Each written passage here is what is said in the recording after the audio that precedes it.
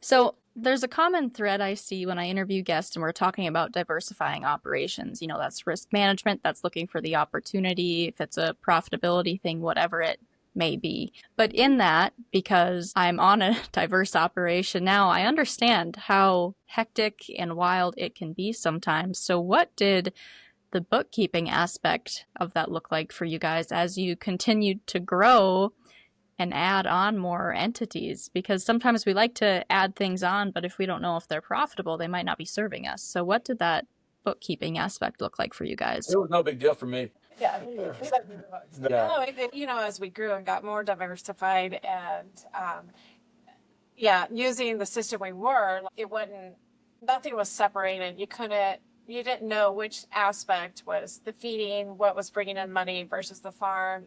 Nothing was really separated and very clear on what was doing well, maybe what wasn't doing well, and needed to be cut out. And it was just you couldn't open it up, look at your numbers, and know exactly where you were. Like it's almost you had to send it to our accountant, and say, "All right, what are my books showing me? Like, are we doing okay, or where are we at?" Because it's just really set up more for accountants than simple people like myself to be able to quickly just look at the numbers and know exactly how we're doing, where we're at. So yeah, it was complicated and not user friendly, right? Well, back in the old days of, just of row crop farming and, some alfalfa and that kind of stuff, well, it was no big deal. And even, let's say with the banker, the bank knew what we were doing, buying calves in the fall and selling them in the spring. And so we were just using basically our farming operating line. And so our line of credit. And so anyway, it's no big deal. And then as things grew and grew, and then, you're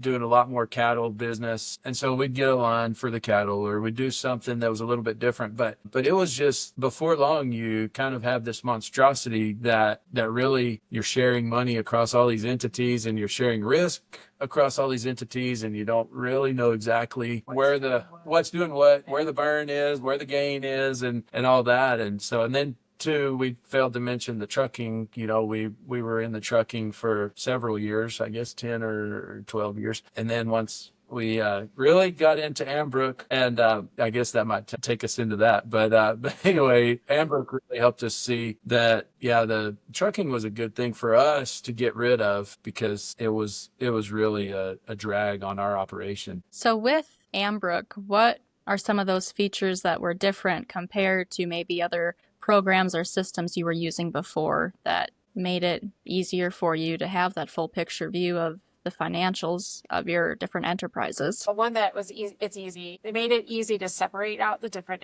enterprises. So now we've got White Barn beef, White Barn hay and cattle. The hay and cattle, we had White Barn feeders, but it was just, we were splitting hairs too much. They're just too tied together. And so,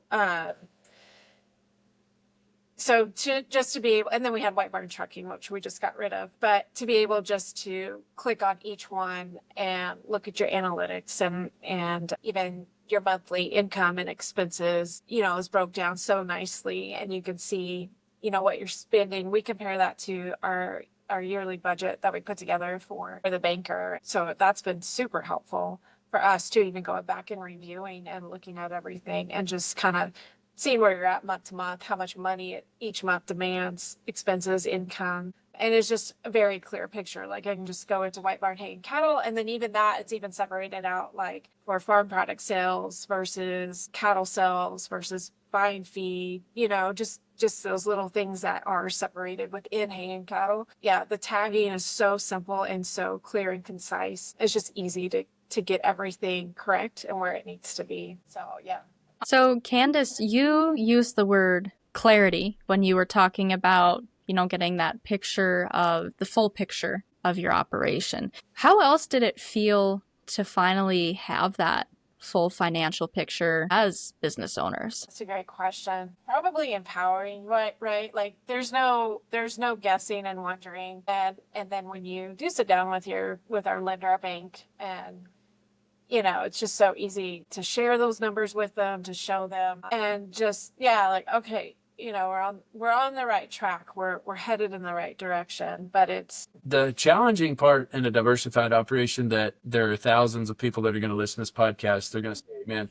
Like, we can make our numbers show what we want them to show, right? We can manipulate, this operation to make this operation look better, this entity to make this entity look better. But when you really get to the bottom of it, everything has to be profiting, right?